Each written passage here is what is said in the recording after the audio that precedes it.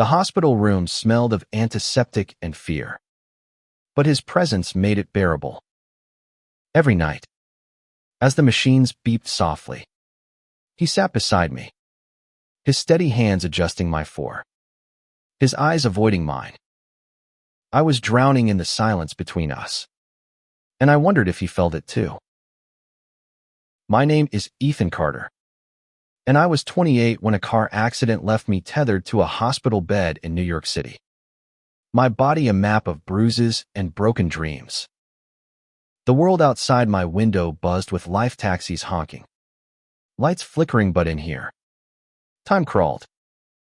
The only constant was Lucas, my nurse, who moved with a quiet grace that made my heart ache. He was 30, with dark hair that fell into his eyes and a smile that never quite reached them. Every night, he'd check my chart, adjust my pillows, and linger just a moment longer than necessary. I lived for those moments. It started with small things. The way his fingers brushed mine when he handed me water. The way he'd hum softly, some old jazz tune, when he thought I was asleep. I wasn't. I watched him through half-closed eyes, memorizing the curve of his jaw, the way his brows furrowed when he read my chart. I was falling for him, and it terrified me. Not because he was a man I'd known. I was gay since I was 15. Sneaking kisses with my high school crush behind the bleachers, but because I was a patient, broken and temporary. And he was my nurse, bound by rules I didn't understand. The accident had stolen more than my mobility. It took my job as a graphic designer, my apartment in Brooklyn, my sense of control, my family, scattered across the Midwest, sent cards but rarely visited. My friends drifted away, their lives too busy for hospital vigils. But Lucas stayed. He'd sit in the chair by my bed, flipping through a worn paperback, glancing at me when he thought I wasn't looking. I wanted to ask him why. Why he stayed past his shift. Why his eyes lingered. But fear clamped my mouth shut. What if I was wrong? What if this was just pity? One night, a storm raged outside, rain lashing the windows. The power flickered, and the room plunged into darkness for a heartbeat. I panicked, my breath hitching, the machine's beeps suddenly deafening. Lucas was there in an instant, his hand on my shoulder, his voice low and steady. "You're okay, Ethan. I'm here." The lights came back, and he didn't move away. His hand stayed, warm and solid. And for the first time, I saw something in his eyes, something raw, unguarded, and achingly familiar. It was the same longing I felt, mirrored back at me. But he didn't speak. He never did. And neither did I. Days turned into weeks, and the hospital became my world. Lucas became my anchor. He'd tell me stories about his life growing up in a small town in Pennsylvania, where being openly gay meant whispers and closed doors. He'd moved to New York to escape, to be free. But freedom came with its own chains, long hours, a tiny apartment, and a family that hadn't spoken to him in years. I wanted to tell him I understood, that my own parents had called my lifestyle a phase, that I'd built a life here to prove them wrong. But every time I opened my mouth, the words caught in my throat. One evening, he brought a small potted plant to my room, a tiny fern, its leaves delicate and green. "Thought you could use some life in here," he said, setting it on the windowsill. I stared at it, my chest tight. It was such a small gesture, but it felt like everything. I wanted to tell him how much it meant, how much he meant, but all I managed was a quiet "Thanks."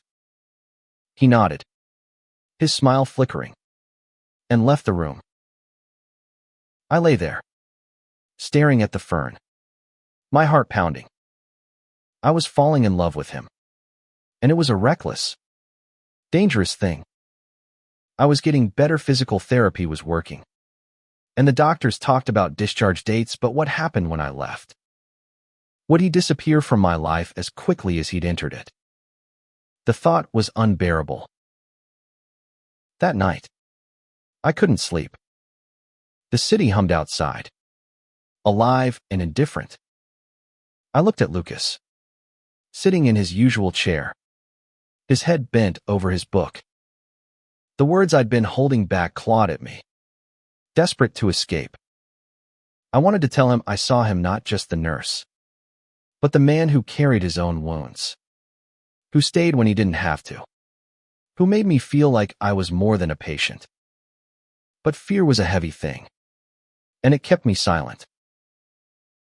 Instead, I reached for the journal I kept by my bed. I'd started writing in it after the accident, scribbling thoughts when the pain was too much. I wrote about him, about the way his laugh sounded like summer, about the ache of wanting something I couldn't have.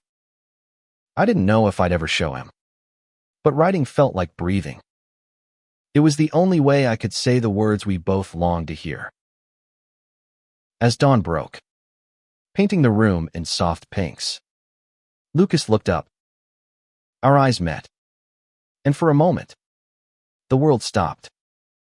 I thought he might say something, anything, to bridge the gap between us.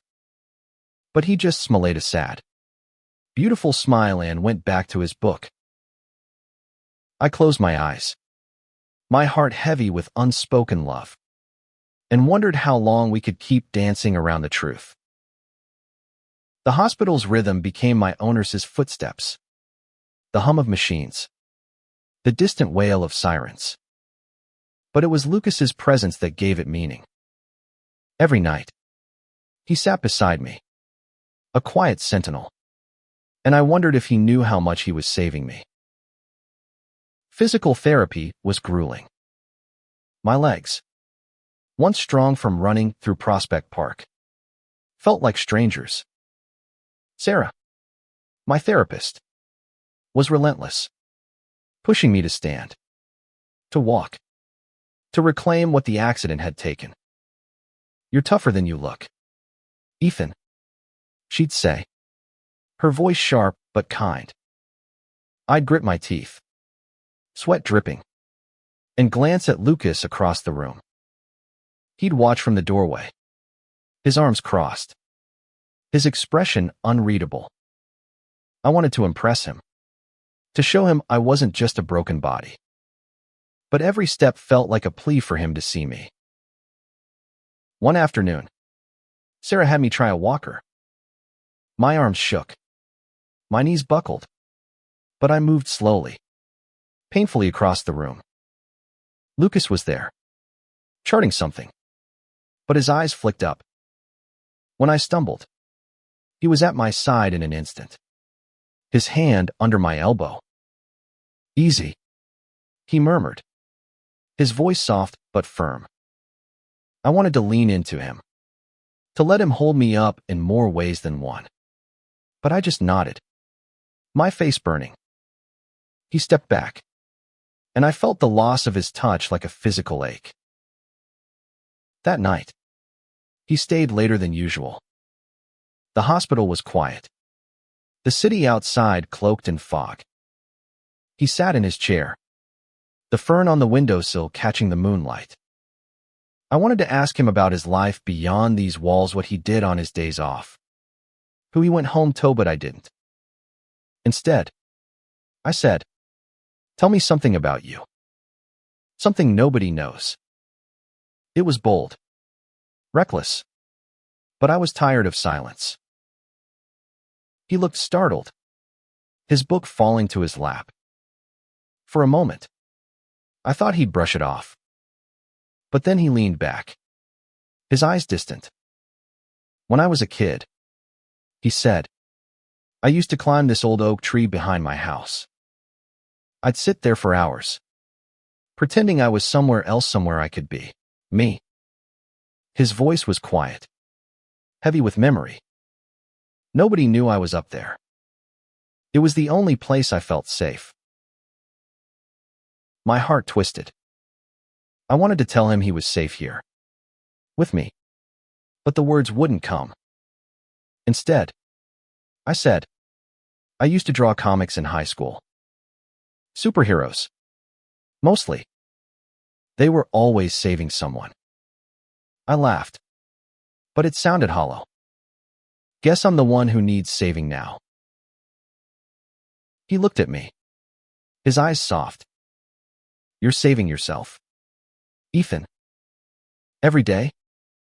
It was the closest he'd ever come to saying something real. Something that wasn't about charts or meds. I clung to it, turning his words over in my mind like a precious stone.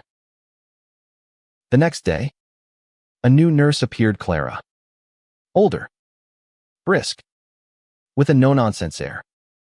Lucas was reassigned to another wing, and the news hit me like a punch.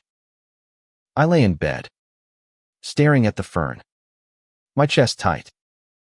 Clara was efficient, but she wasn't him. She didn't hum jazz tunes or linger by my bed. She didn't see me. I wondered if I'd imagined it all, the glances, the touches, the moments that felt like more. Maybe I was just a patient to him. Nothing else. That night, I wrote in my journal, I miss him.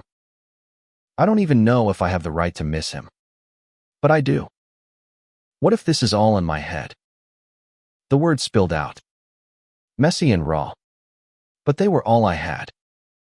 I didn't know if he'd ever come back, if I'd ever get the chance to say what I felt. The thought of losing him, of losing this fragile, unspoken thing between us, was worse than the pain in my legs. Days passed, and Lucas didn't return. Clara told me he was busy, that the hospital was short-staffed, but I didn't believe her. I pictured him avoiding me. Maybe because he'd sensed my feelings. Maybe because he was scared too. I threw myself into therapy, pushing harder, walking farther, as if I could outrun the ache in my chest. Sarah noticed. You're on fire, Ethan, she said, grinning. What's got you so determined? I didn't answer. I couldn't tell her I was trying to prove I was worth coming back to. One evening, as I shuffled back to my room, I saw him. Lucas, standing in the hallway, talking to a doctor. My heart leapt, then sank. He looked tired. His shoulders slumped, his scrubs wrinkled. I wanted to call out, to run to him, but my walker and my pride kept me rooted. He glanced up, and our eyes met. For a moment, I thought he'd come over, say something, anything. But he just nodded, a small, strained gesture, and turned away. I went back to my room, my hand shaking. The fern was still there, its leaves drooping slightly. I watered it, my fingers trembling, and wrote in my journal, he's slipping away, and I don't know how to hold on. I don't even know if I should.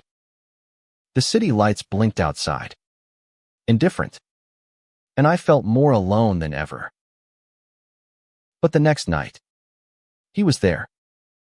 He walked into my room, his face unreadable, and sat in his usual chair. Miss me? He asked, his voice light but his eyes searching. I wanted to laugh, to cry, to tell him everything. Instead, I said, you owe me a story. He smiled, and for the first time in days, I felt like I could breathe. His return felt like a lifeline, fragile but real. Lucas sat beside me, his presence filling the room with a warmth I'd missed more than I could admit.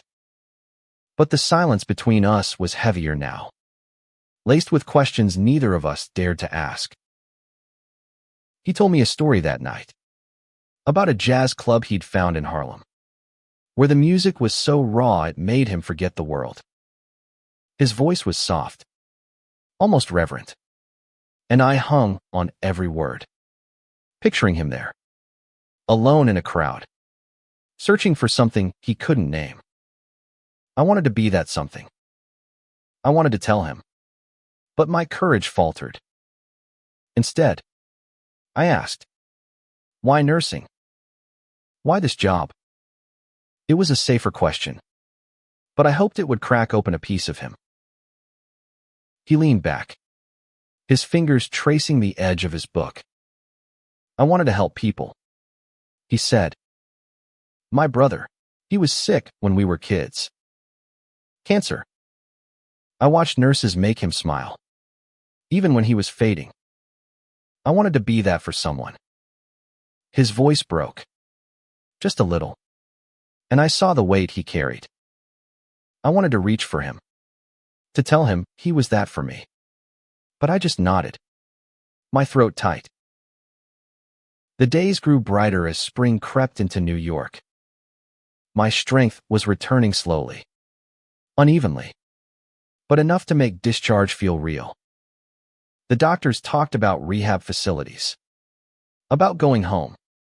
But home was a word that didn't fit anymore.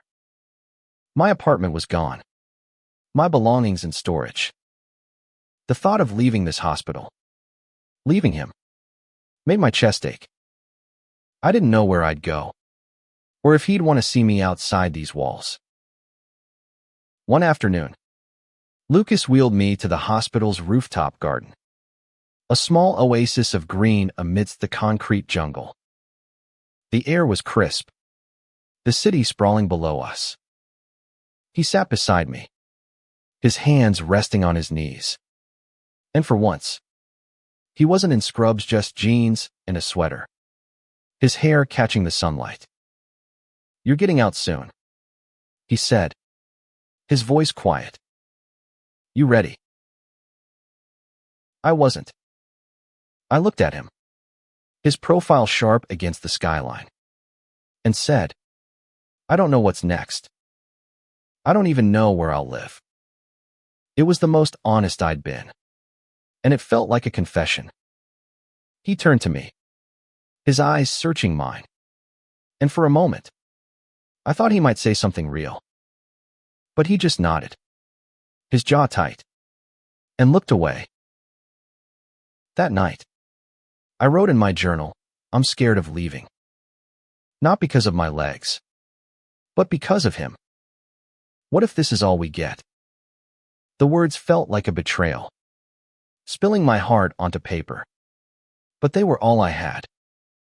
I started sketching in the margins his face, his hands, the fern on the windowsill. It was easier to draw him than to speak to him. The next day, a social worker came to discuss my discharge. She talked about options rehab centers, assisted living, a cousin in Ohio who'd offered a spare room. I listened, nodding, but my mind was on Lucas. He was in the room, charting, his back to us. I wanted him to turn around, to say something, anything, that would make this easier. But he didn't. He just left, his footsteps echoing in the hall. I started to wonder if I'd misread everything. Maybe his kindness was just that kindness. Maybe the glances, the touches, the stories were just him being good at his job. The doubt gnawed at me, and I threw myself into therapy, pushing my body to its limits. Sarah noticed, her eyes narrowing. You're gonna burn out, Ethan, she warned. I didn't care. If I couldn't have him, I'd at least have my strength. One night, a fever hit me, a complication from the accident. The doctors said. I was delirious, the room spinning. But Lucas was there, his cool hand on my forehead, his voice pulling me back. "Stay with me, Ethan," he said, and I clung to those words, even as I drifted in and out. When I woke, he was still there, his face pale, his eyes red-rimmed. "You scared me," he whispered, and it was the closest he'd come to admitting he cared. I wanted to tell him then, to spill everything, how his presence was the only thing keeping me whole, how I dreamed of a life beyond this room, with him. But the fever had drained me, and all I could manage was, "Don't go." He stayed, his hand resting near mine, and I fell asleep to the sound of his breathing. The fever broke, but it left me shaken. I knew I was running out of time. Discharge was looming, and with it, the end of this fragile connection. I wrote in my journal, "I have to tell him. I have to know if this is real. But what if it's not?" The fern on the windowsill was thriving now, its leaves a vivid green, a reminder of the life he'd brought into this sterile place. I wanted to believe we could have that life together, but doubt was a shadow I couldn't shake. As the days ticked by, Lucas grew quieter.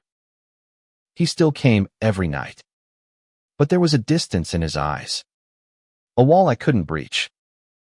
I wondered if he was pulling away, preparing for the inevitable. The thought was unbearable, but I didn't know how to stop it. All I had were my journal, my sketches, and the words I couldn't say.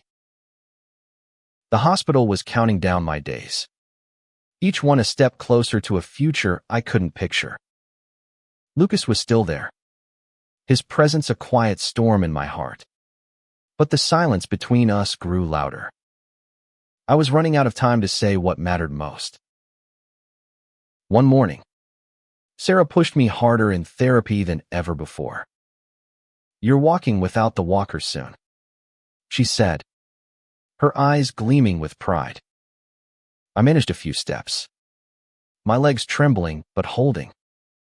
Lucas was there, watching from the corner, his face a mix of relief and something I couldn't name. When I collapsed into the wheelchair, exhausted, he was at my side, his hand brushing mine. "You're incredible," he said, so quietly I almost missed it. My heart raced, but he turned away, busying himself with my chart. That night, he brought a small radio to my room, tuning it to a jazz station. The music filled the space, soft and mournful, like it was carrying our unspoken words. "Thought you might like this," he said, sitting in his chair. I wanted to tell him it was perfect, that he was perfect, but I just smiled, my hands clutching the journal in my lap. I'd filled pages with him sketches, poems, fragments of dreams. It was my heart, laid bare, but I wasn't brave enough to show him. The discharge date was set, 1 week away. The social worker had arranged a rehab facility in Queens, a place with good reviews but no soul. I didn't want to go. I wanted to stay here, in this room, with him. But I couldn't say that. Instead, I asked, "What's the first thing you'd do if you could start over?" It was a desperate question, a way to keep him talking, to keep him close. He looked at me, his eyes dark and searching. "I'd stop running," he said. "From my family, from myself. I'd be honest about what I want." His words hit me like a wave, and I wondered if he meant what I hoped he did. But before I could ask, he stood, mumbling something about a patient down the hall, and left. I stared at the fern, its leaves trembling in the air conditioning, and wrote, "He's running from me, too. I can't let him." The next day, I overheard Clara talking to another nurse about Lucas. "He's been off lately," she said. "Quiet. Distracted. I think it's this patient." My heart stopped. Were they talking about me? Did they know? The shame crept in. Hot and heavy. I was a patient. A burden. Maybe I'd been wrong to hope for more. I threw myself into therapy, pushing past the pain, trying to prove I was more than my injuries. Sarah noticed, but she didn't push. "You're carrying something heavy, Ethan," she said. "Let it out before it breaks you." That night, Lucas was late. I sat up, staring at the door, my journal open in my lap. When he finally came, his face was drawn, his eyes avoiding mine. "Rough day?" I asked, trying to keep my voice light. He nodded, sitting down, but he didn't open his book. Instead, he looked at the fern, then at me. "You're leaving soon," he said, his voice flat. "You'll be okay out there." I wanted to scream that I wouldn't, that I needed him, that this wasn't just about getting better. But I said, "I'll try." He nodded, his jaw tight, and I saw the wall between us solidify. I wrote in my journal, "He's letting me go. I don't know how to stop him. I don't know if I should." The next morning, I found a small note tucked under the fern's pot. It was in his handwriting. Simple and unadorned, "Keep growing." My heart ached.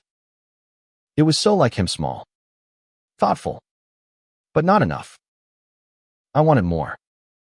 I wanted him to say it, to admit what we both felt. I slipped the note into my journal, next to a sketch of his face, and vowed to find the courage before it was too late. The days raced by, each one a countdown to the end.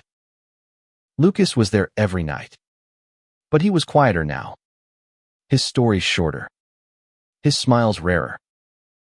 I tried to bridge the gap, asking about his favorite jazz artists, his dreams, anything to keep him talking. He answered, but it felt like he was holding back, like he was preparing to say goodbye. One evening, as rain fell outside, I couldn't take it anymore. I looked at him, his head bent over his book, and said, "Why do you stay? Every night. You're here. Why?" My voice cracked, raw with everything I'd been holding in. He froze, his book falling to his lap. For a moment, I thought he'd answer, that he'd finally say the words. But he just looked at me, his eyes full of something I couldn't read, and said, "I have to check on another patient." He left, the door clicking shut behind him. I stared at the fern, my vision blurring. "I wrote," I asked, and he ran. "I don't know if I can do this again." The city lights flickered outside, and I felt the weight of all the things we hadn't said. I was leaving in 3 days, and I didn't know if I'd ever see him again. 3 days left, and the hospital felt like a cage closing in. Lucas was still there, his presence a painful reminder of what I couldn't have. I was falling apart, and the only thing holding me together was the hope that he felt it too. I pushed harder in therapy, ignoring Sarah's warnings. My legs were stronger, but every step felt hollow without him to see it. I'd catch glimpses of him in the halls, his head down, his steps quick. Was he avoiding me? The thought gnawed at me, but I couldn't confront him. Not yet. I wrote in my journal, "I'm losing him, and I don't know why. I need to know before I go." One afternoon, I found him in the rooftop garden, alone, staring at the city. I wheeled myself over, my heart pounding. "Lucas," I said, my voice unsteady. He turned, his face guarded. "You've been avoiding me." It wasn't a question. He didn't deny it, just looked away, his hands shoved in his pockets. "I'm not good at this," he said finally, his voice low. "At letting people in." My heart leapt, but I stayed quiet, letting him speak. "You're leaving, Ethan. You're getting your life back. I'm the guy who changes your for." His voice cracked, and I saw the fear in his eyes, fear of being hurt, of being left behind. "You're more than that," I said, my voice fierce. "You've been here every night. You brought me that fern. You stayed." I wanted to say more, to tell him I loved him, but the words caught in my throat. He looked at me, his eyes raw, and for a moment, I thought he'd say it. But he just shook his head and walked away. That night, he didn't come. Clara was there instead, her brisk efficiency a stark contrast to his quiet warmth.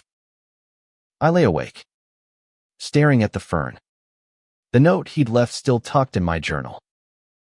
I wrote, "He's scared. And so am I. But I can't leave without knowing. I have to tell him." The next day, I made a decision. I asked Sarah to help me walk without the walker. Just a few steps. It was agony, but I did it. My eyes locked on Lucas as he stood in the doorway. He didn't smile, but his eyes were bright, proud. When I sat down, gasping, he came over, his hand resting on my shoulder. "You're going to be okay," he said, and it felt like a goodbye. I couldn't let it be. That night, I waited for him, my journal open in my lap. When he came, I didn't hesitate. "Lucas, I need to say something." My voice shook, but I pushed on. "You're not just my nurse. You're everything. I'm in love with you. And I think you feel something too." The words hung in the air, heavy and terrifying. His face went pale, his eyes wide. For a moment, he didn't move. Then he stood, his chair scraping, and left without a word. I felt like I'd been punched. I stared at the door, waiting for him to come back. But he didn't. The fern sat on the windowsill, mocking me with its quiet beauty. I wrote, I said it. And he ran. I don't know what's worse, his silence or my hope. The city outside was alive, but I felt dead inside. The next morning, Clara told me Lucas had taken a personal day. My heart sank. Had I pushed him too far? I went through therapy in a daze, my body moving, but my mind elsewhere. Sarah tried to cheer me up, but I barely heard her. All I could think about was him, his face, his voice, the way he'd looked at me before he left. That night, I couldn't sleep. I stared at my journal, the pages filled with him. I'd bared my soul, and it hadn't been enough. I wondered if I'd misread everything, if I'd seen love where there was only kindness. The doubt was suffocating, but a small part of me refused to give up. He'd stayed every night. He'd brought me that fern. He'd looked at me like I was more than a patient. It had to mean something. With one day left, I made a plan. I couldn't leave without trying one last time. I asked Clara for a favor, a small, reckless thing. She raised an eyebrow but agreed, her face softening. I spent the day preparing, my hands shaking as I wrote in my journal. Not just words, but a letter to him. It was everything I felt. Everything I hadn't said. I didn't know if he'd read it, but I had to try. As the sun set, painting the room in gold, I waited. The fern glowed in the light, a symbol of the life we could have had. I didn't know if he'd come, but I held on to hope, fragile as it was. The city hummed outside, and I prayed for one last chance to say the words we both longed to hear. My last day in the hospital dawned bright and cruel. The rehab facility was waiting. My bags packed, but my heart was tethered to this room, to him. I'd poured everything into the letter, and now I waited, hoping Lucas would come before I had to leave. The letter was tucked inside my journal, a confession of love and fear, written in the early hours when sleep wouldn't come. I'd asked Clara to give it to him if he didn't show. She'd looked at me with something like pity, but she nodded, slipping the journal into her bag. "He'll get it," she said, and I believed her. But belief wasn't enough to quiet the ache in my chest. Therapy was a blur. Sarah pushed me to walk a full lap around the room. No walker, just my own unsteady legs. I did it, my breath ragged, my eyes searching for Lucas in every doorway. He wasn't there. Sarah clapped me on the back, grinning. "You're ready, Ethan. You're going to take on the world." I smiled, but it felt hollow. The world didn't mean much without him. Back in my room, I sat by the window, the fern catching the sunlight. I traced the note he'd left keep growing and wondered if he'd meant it as a goodbye.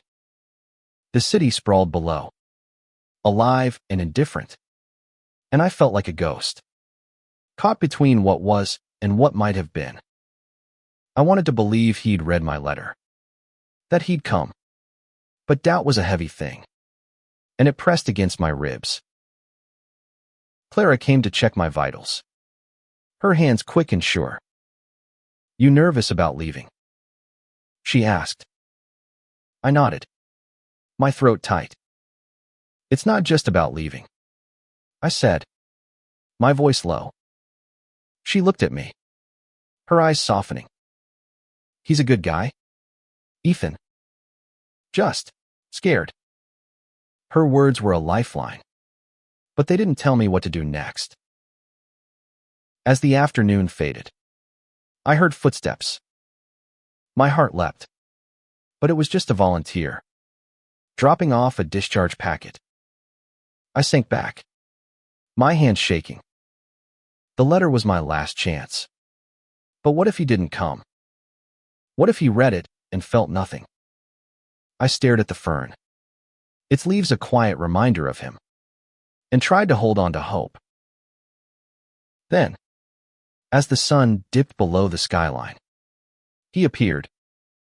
Lucas, in his scrubs, his face pale, my journal in his hands. My breath caught. He stood in the doorway, his eyes locked on mine, and for a moment, neither of us moved. "Clara gave me this," he said, his voice rough. He held up the journal, open to my letter. "You wrote this?" I nodded, my heart pounding. I meant every word. My voice was barely a whisper, but it carried everything me fear.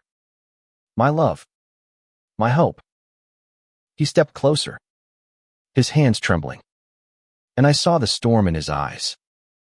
"Ethan," he said, and his voice broke. "I don't know how to do this. I've never felt this before." I reached for him, my hand shaking, and he didn't pull away.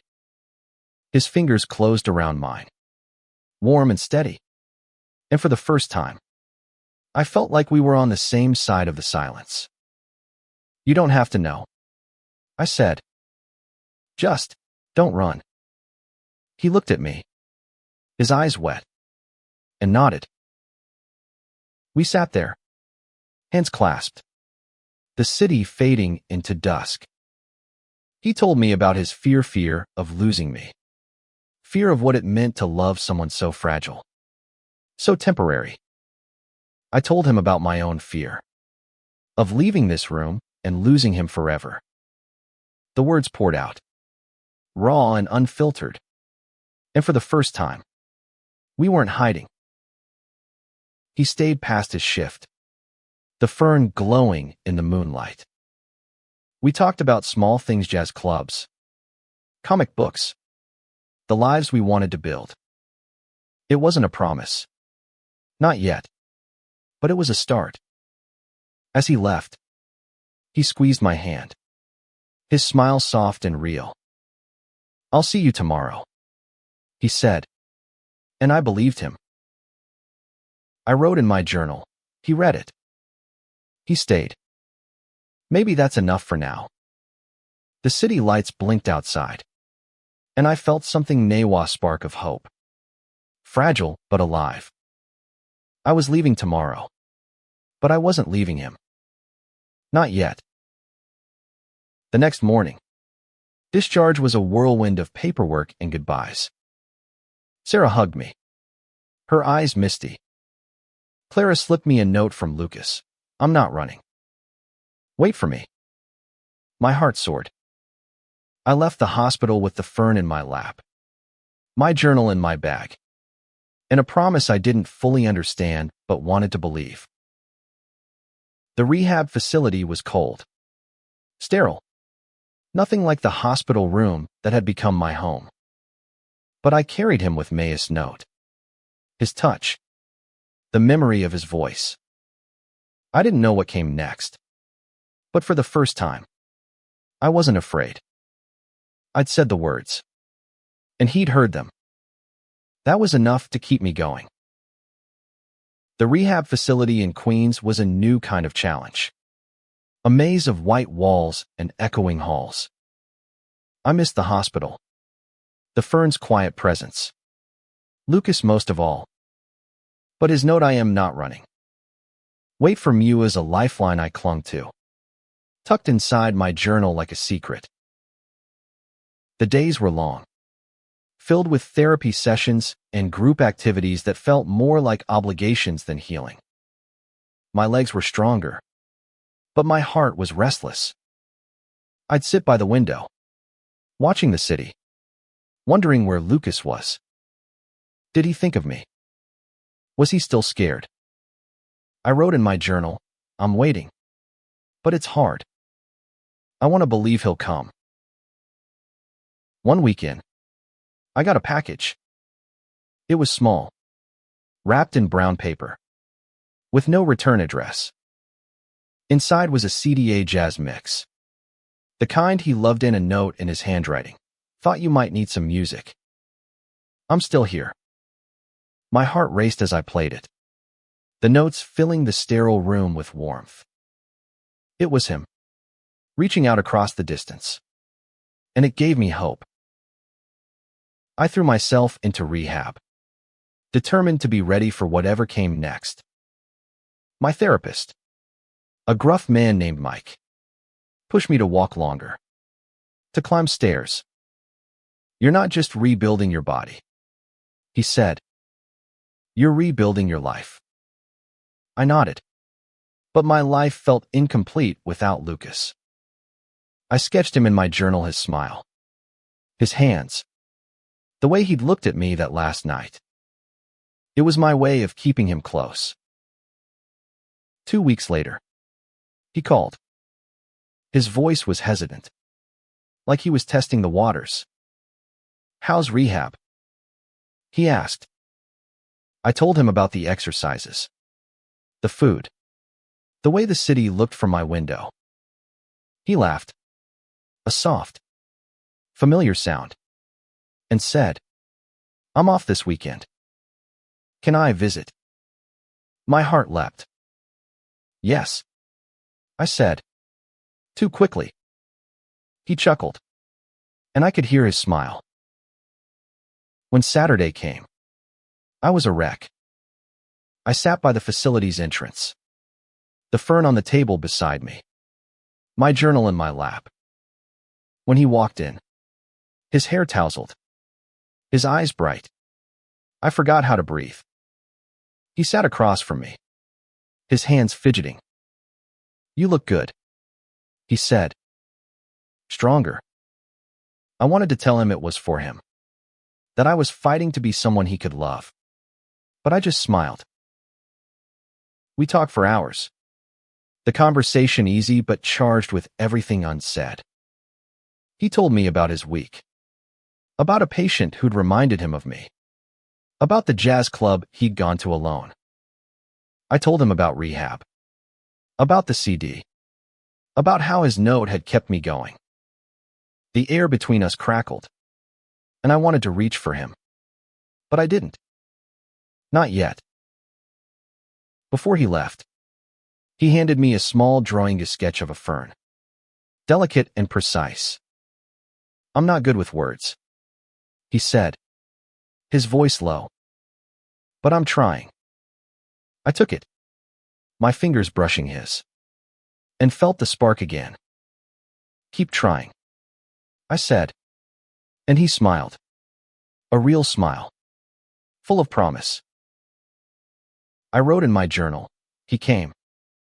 He's trying. Maybe we're both learning how to do this."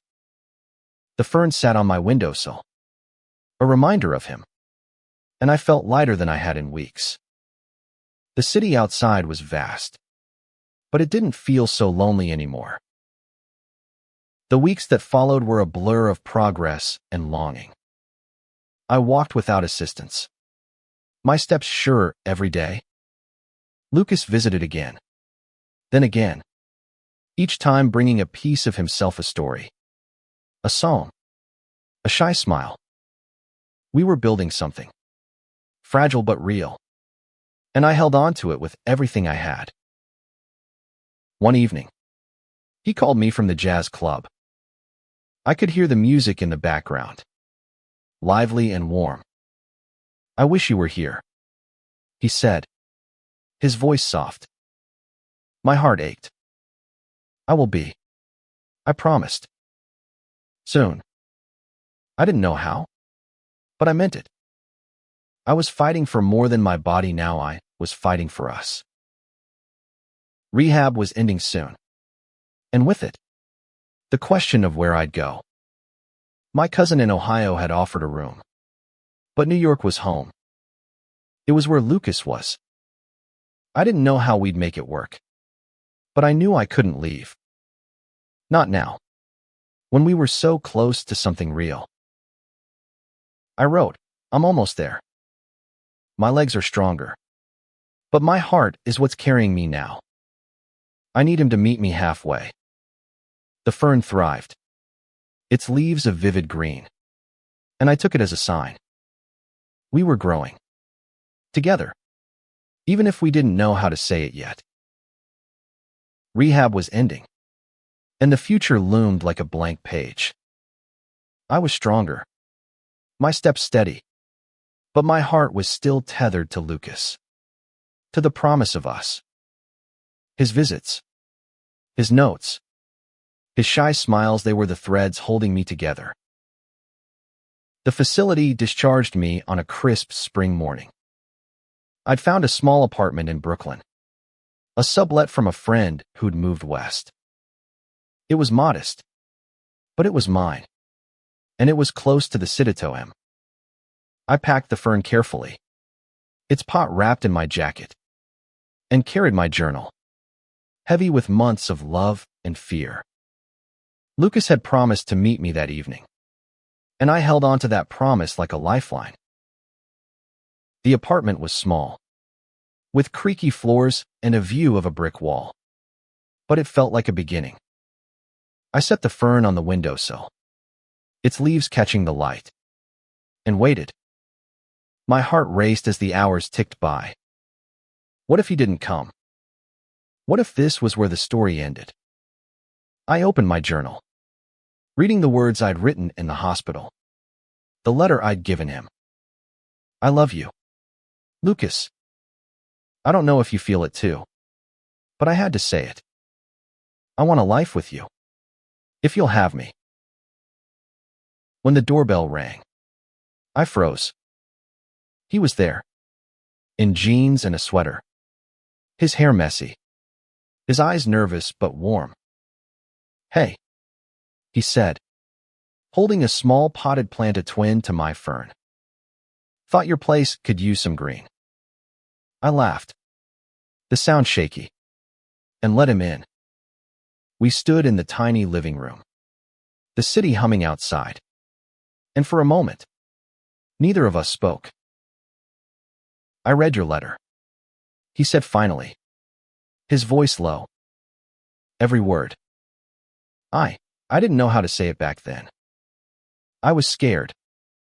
He stepped closer, his hands shaking. I'm still scared, Ethan. But I don't want to run anymore.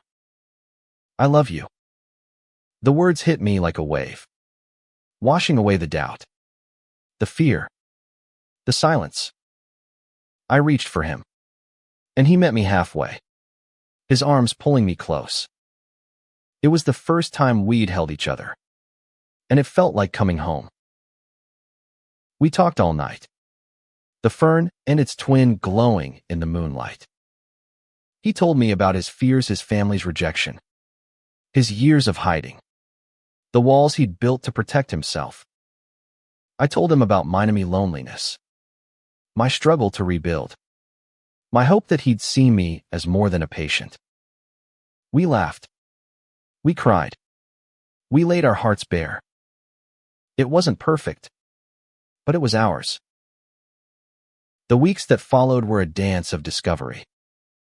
We went to jazz clubs, his hand in mine, the music wrapping around us like a promise. We walked through Prospect Park, my steps steady, his arm around my shoulders. We were learning each other, building a life from the fragments of our pasts. There were still fears, still moments of doubt, but we faced them together. One evening, as we sat on my tiny balcony, the city sparkling below, I opened my journal. I showed him the sketches, the poems, the words I'd written when I thought I'd lose him. He read them in silence, his fingers tracing my drawings, his eyes wet. You saw me, he said, his voice breaking, even when I couldn't see myself. I took his hand, the fern on the windowsill a quiet witness. We saw each other, I said, and that was the truth of it. Through the pain, the silence, the fear, we'd found each other. We'd said the words we both longed to hear, and they were enough. I wrote one last entry in my journal. We're here, together, growing. It's not the end, it's the start. The city lights blinked outside, alive and warm, and for the first time, I felt like I belonged. Not just to New York, but to him, to us, to the life we were building. One quiet, beautiful moment at a time.